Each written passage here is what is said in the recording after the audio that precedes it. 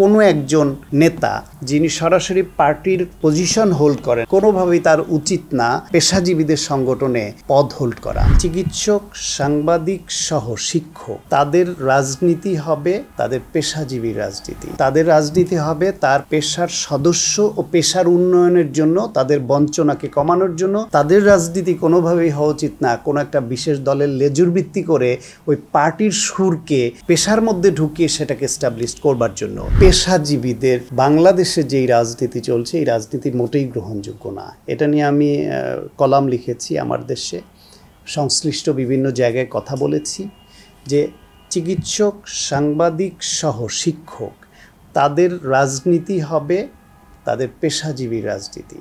তাদের রাজনীতি হবে তার পেশার সদস্য ও পেশার উন্নয়নের জন্য, তাদের বঞ্চনাকে কমানোর জন্য, তার অধিকার আদায়ের জন্য, অধিকার রক্ষার জন্য। তাদের রাজনীতি কোনোভাবেই হওয়া উচিত না কোনো একটা বিশেষ দলের লেজুর ভিত্তি করে ওই পার্টির সুরকে পেশার মধ্যে ঢুকিয়ে সেটাকে এস্টাবলিশ করবার জন্য।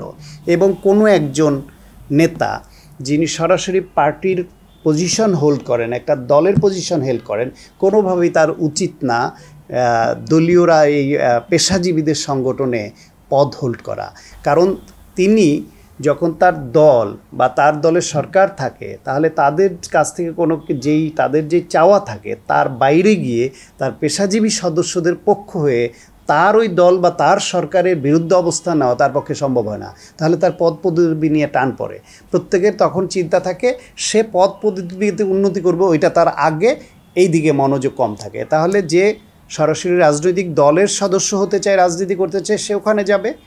যে পেশাজীবী রাজনীতি করতে চায় সে রাজনৈতিক দলের পদ নেবে, সে এইখানে থাকবে।